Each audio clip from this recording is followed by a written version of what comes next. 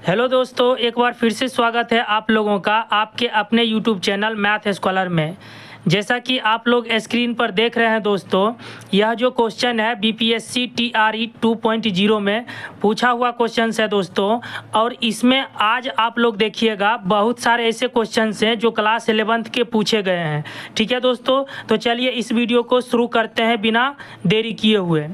पहला क्वेश्चन है दोस्तों, x के किस मान के लिए बिंदुओं -2,6 और 4,8 से गुजरने वाली रेखा बिंदुओं 8,12 और x, 24 से गुजरने वाली रेखा पर लंब होगी। तो क्या करना है दोस्तों, अलग अलग बिंदु दिया हुआ है, दोनों का अलग अलग हम लोग स्लोप निकाल लेंगे, उसके बाद कंडीशन पे पुट कर देंगे। ठीक है दोस्तों, पहला पॉइंट है दोस्तों -2,6 और 4,8, इसका स्लोप निकाल लेते हैं दोस्तों। स्लोप m1 बराबर, स्लोप बराबर होता है दोस्तों जब दो बिंदु दिया हुआ रहे तो y2 - y1 bye x2 - x1। ठीक है दोस्तों, तो देखिए 8 - 6 कितना होगा दोस्तों, 2 होगा बटा 4 -2, तो माइनस प्लस हो जाएगा दोस्तों, 6 हो जाएगा। इसको जब आप काटिएगा तो 1/3 आ जाएगा। m1 निकल गया दोस्तों 1/3। दूसरा स्लोप निकालते हैं दोस्तों, m2 = वही फॉर्मूला यूज करेंगे, y2 - y1 क्या हो जाएगा दोस्तों, 24 - 12 हो जाएगा बटा x - 8। दूसरा स्लोप हो गया। ठीक है दोस्तों, जैसा कि हम लोग जानते हैं दोस्तों एक दूसरे पर लंब है, तो लंब के कंडीशन में क्या होता है दोस्तों, दोनों स्लोप का जो गुणनफल होता है वो हमेशा -1 के बराबर होता है। क्लियर है दोस्तों, तो पहला स्लोप क्या है 1/3, दूसरा स्लोप क्या है दोस्तों 12/x - 8 बराबर क्या हो जाएगा दोस्तों -1, 3 चौक 12। तो इसको मल्टीप्लाई कर दीजिए दोस्तों, ये हो जाएगा -x और माइनस +8 = क्या होगा दोस्तों 4 हो जाएगा। यहाँ से -x = 4 - 8 -4 होगा, माइनस कट जाएगा, तो x का वैल्यू कितना आ गया दोस्तों 4 आ गया। क्लियर है दोस्तों, अगर आपको कहीं दिक्कत हो तो आप हमें कमेंट कर सकते हैं। चलिए दोस्तों अगला क्वेश्चन देखते हैं। दूसरा क्वेश्चन है, यदि दो रेखाओं के बीच का कोण π/4 हो और एक रेखा की प्रवणता 1/2 हो तो दूसरी रेखा की प्रवणता क्या होगी। दोस्तों जैसा कि हम लोग जानते हैं tan थीटा स्लोप हो गया दोस्तों, tan थीटा बराबर होता है m2 - m1 bye 1 + m1 × m2 जब दो स्लोप आपको दिया हुआ रहे। ठीक है दोस्तों, अब इसमें क्या करते हैं, आपको कोण दे रखा है π/4, तो यहाँ से हो जाएगा tan π/4 बराबर m2 को हम m मान लेते हैं। ठीक है दोस्तों, माइनस m1 दिया हुआ है 1/2 बाय 1 + m1 वैसे ही रहेगा, और m2 का वैल्यू क्या दे रखा है दोस्तों, मान लिए हम इसको m मान लिए हैं, m1 का वैल्यू 1/2 है, तो m × 1/2 क्या हो जाएगा दोस्तों m/2 हो जाएगा। क्लियर है दोस्तों, समझ में आ रहा है आपको। चलिए आगे बढ़ते हैं। अब देखिए दोस्तों ये हो जाएगा आपका m - 1/2, m - 1/2, अब बाय में क्या है दोस्तों 1 + m/2 बराबर tan π/4। पाई का मान 180 डिग्री होता है, 4 से डिवाइड कीजिएगा तो 45 डिग्री होगा, और tan 45 डिग्री का मान होता है दोस्तों 1। क्लियर है दोस्तों। अब एक चीज़ आपको याद रखना होगा दोस्तों कि मोड में अगर कोई वैल्यू रहता है तो उसका 2 मान होता है, प्लस में भी होता है माइनस में भी होता है। प्लस में तभी होगा दोस्तों जब 0 से बड़ा होगा उसका मान, और माइनस में तभी होगा जब 0 से छोटा होगा उसका मान। ठीक है दोस्तों, तो इस मोड के अंदर जो दिया हुआ है दोस्तों, इसका वैल्यू एक बार प्लस में होगा और एक बार माइनस में होगा। तो हम लोग क्या करते हैं, एक बार प्लस में इसका यूज करते हैं। ठीक है दोस्तों, इसका सॉल्यूशन क्या करते हैं दोस्तों, हम आपको आगे बताते हैं, ऊपर बताते हैं, यहाँ पे दिख रहा दोस्तों। चलिए एक बार प्लस में इसको लिख लेते हैं, तो ये हो जाएगा m - 1/2 बाय 1 + m/2 बराबर +1 यूज करते हैं। ठीक है दोस्तों, इसको जब आप सॉल्व कीजिएगा क्रॉस मल्टीप्लाई तो m - 1/2 बराबर, इसको आप 1 से गुना कीजिएगा तो 1 + m/2 हो जाएगा।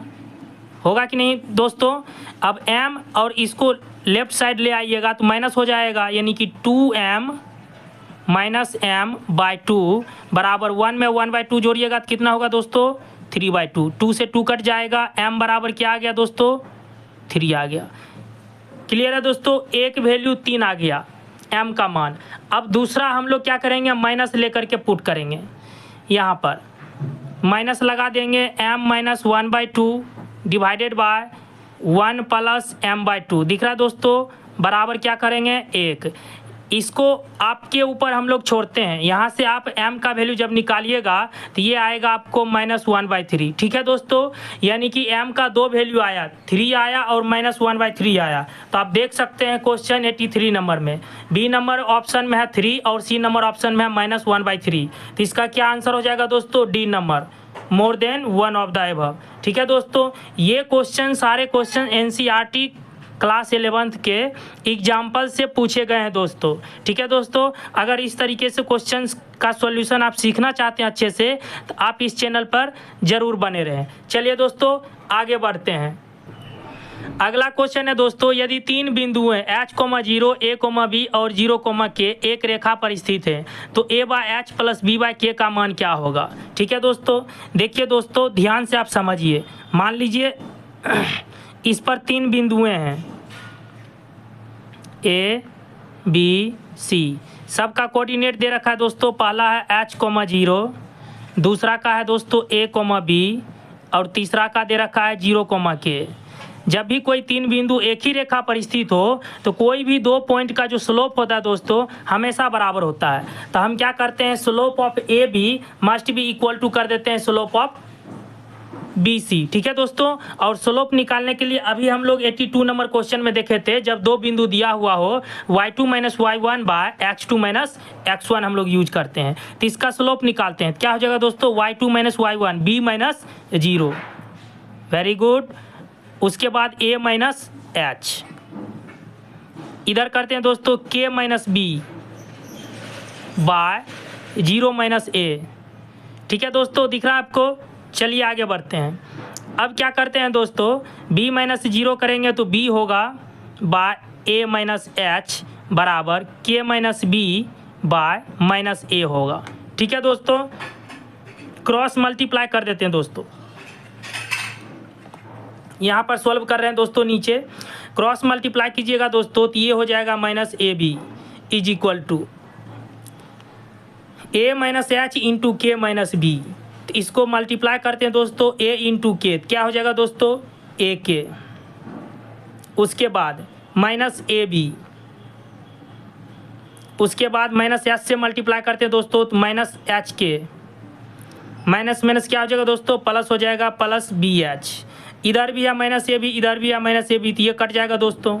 ठीक है दोस्तों, अब क्या करते हैं दोस्तों, एच के को इधर ले आते हैं, माइनस में है तो ये हो गया आपका प्लस में, बराबर इधर क्या बचेगा दोस्तों ए के, अब प्लस का BH। ठीक है दोस्तों, अब क्या कीजिए आप एच के से दोनों तरफ भाग कर दीजिए। इधर भाग कीजिएगा एच के से तो 1 हो जाएगा, प्लस इसमें कीजिएगा एच के से भाग प्लस BH, इसमें भी कीजिएगा एच के से भाग। तो देखिए के से के कट जाएगा और एच से एच कट जाएगा, तो क्या बच गया दोस्तों 1 इज इक्वल टू, दिख रहा दोस्तों 1 is equal to A/H plus B/K। यही आपका आंसर हो गया। ठीक है दोस्तों, अच्छा क्वेश्चन था ये, यानी कि आपका आंसर क्या हो जाएगा दोस्तों A/H प्लस B/K का मान पूछा है तो 1 के बराबर हो जाएगा, B is the right option. Clear है दोस्तों। चलिए दोस्तों आगे बढ़ते हैं। 85 नंबर क्वेश्चन देखते हैं दोस्तों, बहुत ही ज़्यादा इम्पोर्टेंट है ये क्वेश्चन। ठीक है दोस्तों, इसको अगर आप अच्छे से समझिएगा तभी कंसेप्ट क्लियर होगा। यदि किसी सरल रेखा पर मूल बिंदु से डाला गया लंब y अक्ष की धनात्मक दिशा से अल्फा कोण बनाता है और यह p लंबाई का है तो उस सरल रेखा का समीकरण है। दोस्तों यहाँ पर स्पेस बहुत कम है, हम लोग दूसरे पेज में इसको सॉल्व करते हैं। चलिए दोस्तों, सबसे पहले ग्राफ इसका समझते हैं। ठीक है दोस्तों,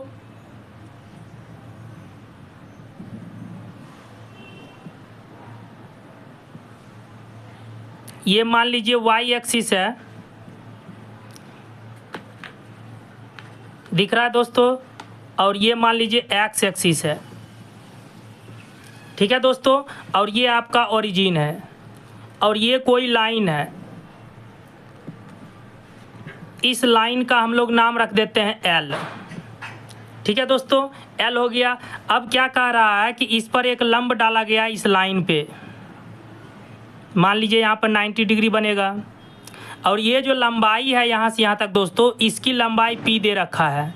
ठीक है दोस्तों, इसको कुछ मान लेते हैं ए, और ये जो कोण बना रहा है यहाँ पर, ये अल्फा कोण बना रहा है। ठीक है दोस्तों, हम क्या करते हैं, यहाँ से नीचे लंब डाल देते हैं, इसको मान लेते हैं एम। क्लियर है दोस्तों, यहाँ तक कोई दिक्कत नहीं। अब देखिए दोस्तों, आप लोग जानते हैं कि ये जो आधार है ओ एम, अगर हम यहाँ से कॉस थीटा निकालें दोस्तों, तो क्या होगा, कॉस थीटा बराबर होता है आधार बटे कर्ण। ठीक है दोस्तों, आधार बटे कर्ण। तो यहाँ से ओ एम का वैल्यू क्या निकल जाएगा, ओ एम का वैल्यू निकल जाएगा दोस्तों पी कॉस अल्फा। ठीक है दोस्तों, आधार के साथ हमेशा क्या होता है, कॉस होता है। उसके बाद अगर हम ए एम का वैल्यू निकालेंगे दोस्तों, ए एम का वैल्यू, तो ये हो जाएगा साइन, यानी कि पी साइन अल्फा। तो ये पॉइंट क्या बन जाएगा दोस्तों, एक्स कोमा वाई, यानी कि P cos alpha, P cos alpha coma P sine alpha क्या बन गया दोस्तों, इसका पॉइंट बन गया। ठीक है दोस्तों, हमें पॉइंट पता चल गया।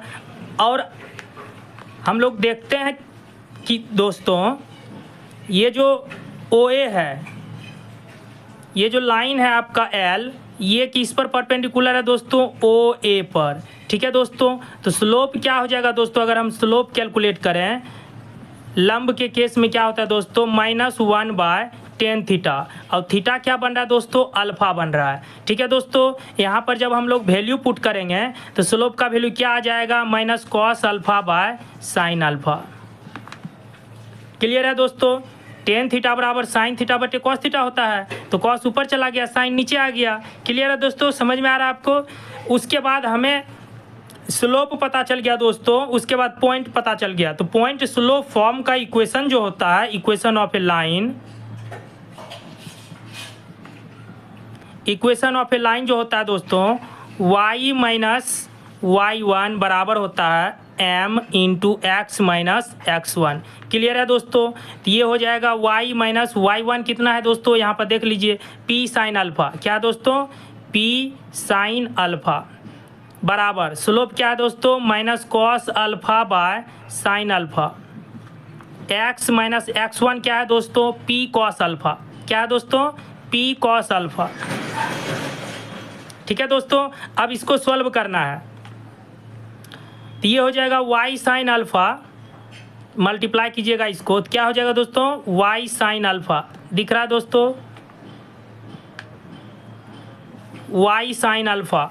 ठीक है दोस्तों, उसके बाद क्या हो जाएगा, x cos अल्फा। ये देखिए, इसको मल्टीप्लाई कीजिएगा तो माइनस होगा, और लेफ्ट साइड लाइएगा तो प्लस हो जाएगा, x cos अल्फा बराबर, अब इसको मल्टीप्लाई कीजिएगा दोस्तों, ये p साइन अल्फा माइनस में है, इधर आ जाएगा तो क्या हो जाएगा, देखिए साइन अल्फा से इसको मल्टीप्लाई किए तो y साइन अल्फा लिख दिए। उसके बाद क्या हो जाएगा, -p साइन स्क्वायर अल्फा, और यहाँ पर अगर आप देखते हैं तो minus minus plus p cos square alpha, तो यहाँ पर p कॉमन आ जाएगा, और यहाँ पर बचेगा कॉस स्क्वायर अल्फा, और प्लस क्या हो जाएगा, साइन स्क्वायर अल्फा।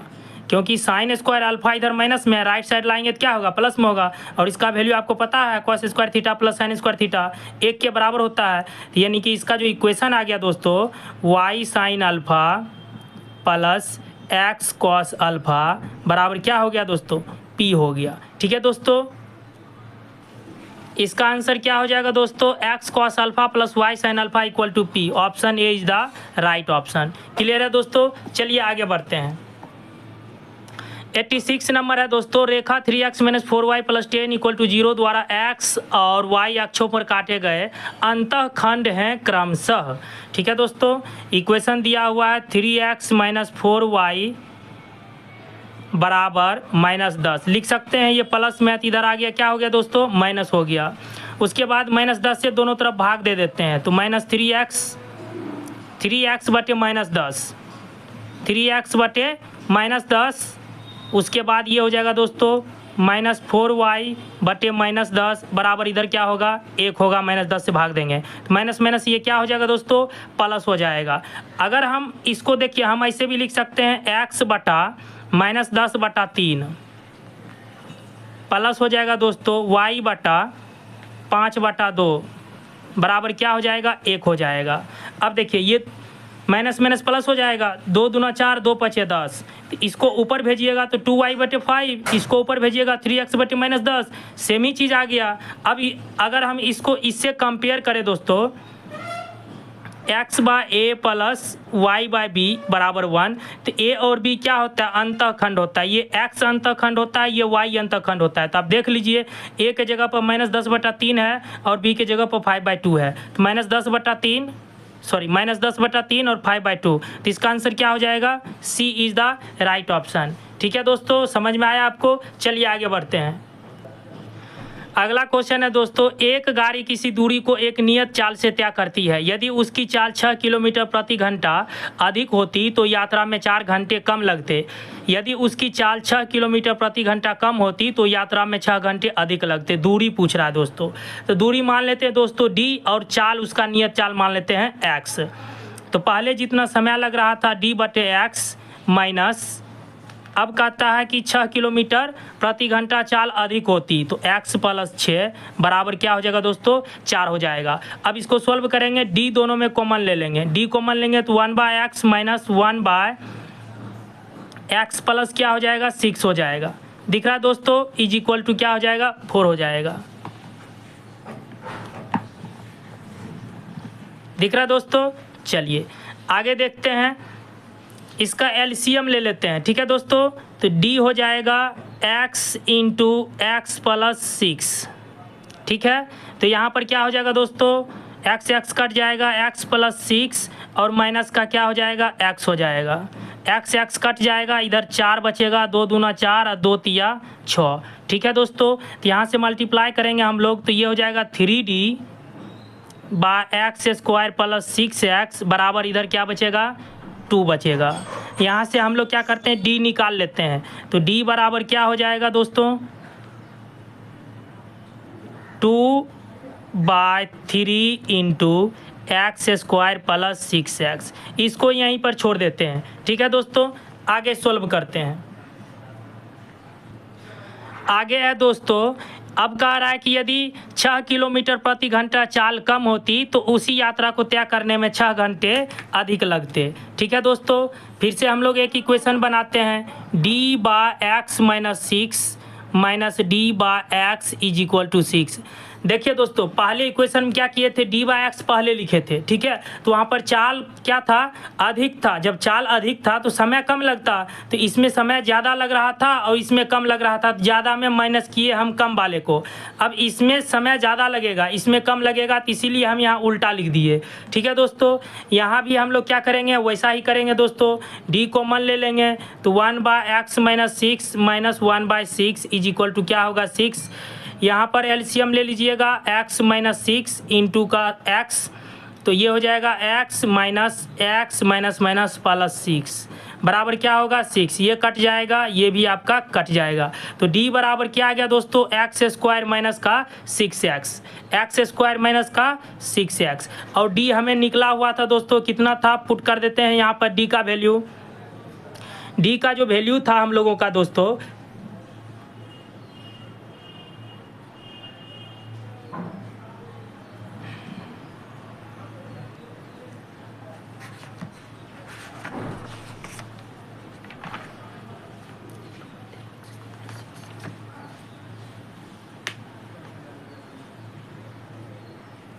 d का वैल्यू था दोस्तों 2/3 x² + 6x बराबर ये हो जाएगा x² माइनस का 6x।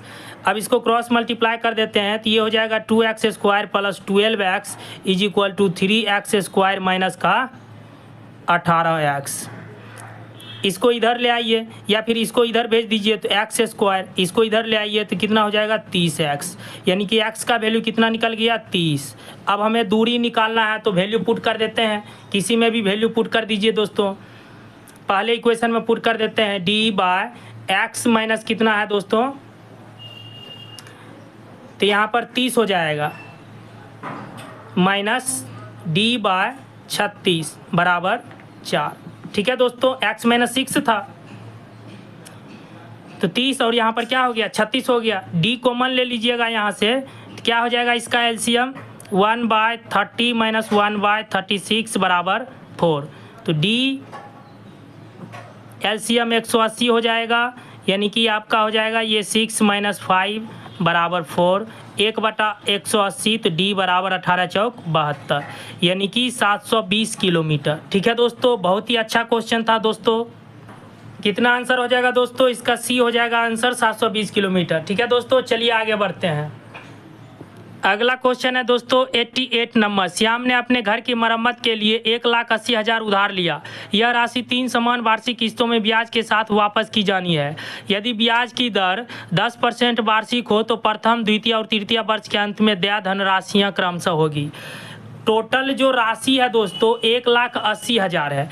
3 किस्त में इसको चुकाना है तो प्रत्येक किस्त कितना हो जाएगा दोस्तों 1,80,000। 3 से भाग करेंगे तो ये 60,000 आ जाएगा, यानी कि ये मूल राशि हो गया दोस्तों 60,000 उसको देना ही है। ठीक है दोस्तों, पहले वर्ष में क्या होगा, अब 1,80,000 का 10% निकालिएगा। 1,80,000 का 10% निकालिएगा तो कितना होगा दोस्तों 18,000 हो जाएगा। कितना होगा 18,000। अब पहला वर्ष में जो देगा दोस्तों फर्स्ट ईयर में कितना राशि होगा ब्याज इसका, पहले 60,000 हो गया, उसके बाद कितना हो गया दोस्तों 18,000। 60 10 70 8 78,000 जो है पहला राशि होगा। ठीक है, प्रथम वर्ष का 78,000। उसके बाद रिमेनिंग कितना बचा दोस्तों 1,80,000 में हम लोग माइनस कर देंगे कितना 60,000 को, कितना बचेगा दोस्तों 1,20,000। 1,20,000। ठीक है दोस्तों, अब फिर इसका 10% निकालिएगा। इसका 10% निकालिएगा दोस्तों तो ये होगा आपका कितना 12,000 होगा। तो दूसरा वर्ष में कितना देगा दोस्तों 72,000 देगा। दूसरा वर्ष में कितना हो जाएगा 72,000 हो जाएगा। 12,000 ये और 60,000 तो उसको देना ही है 72,000। उसी तरीके से तीसरा आप निकाल लीजिएगा तो वो 66,000 आ जाएगा, यानी कि option A is the right option. ठीक है दोस्तों, आगे बढ़ते। अगला क्वेश्चन है दोस्तों cos माइनस 1710 डिग्री का मान ज्ञात कीजिए। तो देखिए दोस्तों cos माइनस थीटा बराबर हम लिख सकते हैं cos प्लस थीटा, यानी कि 1710 डिग्री। ठीक है दोस्तों, और एक फॉर्मूला होता है cos 2n pi plus theta बराबर cos theta. cos 2n pi plus theta बराबर क्या होता है cos थीटा। ये फॉर्मूला आपको याद रखना है। तो हम इसको लिखते हैं दोस्तों cos 2 इंटू एन, एन के जगह पे 5 दे देते हैं, इंटू पाई और प्लस थीटा के जगह पे आ जाएगा -90। 5 दूना 10 और 10 गुना 180 कितना होगा 1800। 1800 हम 90 घटाइएगा तो 1710 बचेगा। अब हो गया cos 2n pi plus theta बराबर क्या होगा cos थीटा, और हम लोग जानते हैं cos माइनस थीटा बराबर होता है प्लस cos थीटा, यानी कि cos प्लस 90 डिग्री और cos 90 डिग्री का मान 0 होता है, यानी ए इज द राइट आंसर। ठीक है, चलिए आगे बढ़ते हैं। अगला क्वेश्चन है 11, 14, 15, 17, 18 का मानक विचलन यानी स्टैंडर्ड डेविएशन निकालना है। ठीक है दोस्तों, सबसे पहले हम इसका क्या करते हैं मीन निकालते हैं, यानी कि माध्य निकालते हैं। सबको जोड़ करके 5 से भाग कर देंगे। 11 प्लस 14 प्लस 15 प्लस 17 प्लस 18 बटा 5, सबको जोड़िएगा तो कितना हो जाएगा ये 75 हो जाएगा। 75 बटा 5 यानी कि 15 वैल्यू इसका आया। और जो स्टैंडर्ड डेविएशन होता है S D is equal to क्या होता है रूट अंडर ईच वैल्यू, जितना भी वैल्यू है उसमें हम लोग माइनस कर देते हैं मीन वैल्यू को। Each value minus mean value, इसका स्क्वायर करते हैं और बटा क्या करते हैं एन, यानी कि एन कितना है 5 है। तो सबका वैल्यू निकालिएगा। पहला 11, 11 माइनस 15 4 माइनस 4, माइनस 4 का स्क्वायर कितना होगा 16, प्लस 14 माइनस 15 1 का स्क्वायर 1, 15 माइनस 15 0 लिखिए या ना लिखिए, 17 माइनस 15 2, 2 का स्क्वायर हो जाएगा 4, और फिर 18 माइनस 15 3, 3 का स्क्वायर हो जाएगा 9/5। ठीक है, इस सब को जोड़िएगा, 9 4 13, 13 1 14 और 16 30 हो जाएगा, 30/5 कितना हो जाएगा 6, यानी कि √6 is the right answer. C number इसका आंसर हो जाएगा। क्लियर है दोस्तों, समझ में आ रहा है आपको? चलिए आगे बढ़ते हैं।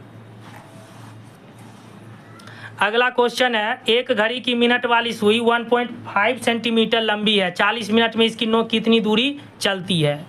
तो सबसे पहले ये जो 1.5 सेंटीमीटर दे रखा है, ये आपका रेडियस हो गया 1.5 सेंटीमीटर, और उसके बाद थीटा हम लोग निकाल लेते हैं। तो 40 मिनट में, तो 40 मिनट इसका 60 भागा कर देंगे, उसके बाद 2 पाई से मल्टीप्लाई कर देंगे, क्योंकि 360 डिग्री होता है एक रिवॉल्यूशन में। तो यहाँ से जब भाग निकालिएगा 0 0 कट जाएगा, 2 2 जा 4, 2 3 जा 6, 4 पाई/3 आ जाएगा, ये रेडियन में आएगा। ठीक है, और हम लोग जानते हैं कि थीटा बराबर होता है L/R।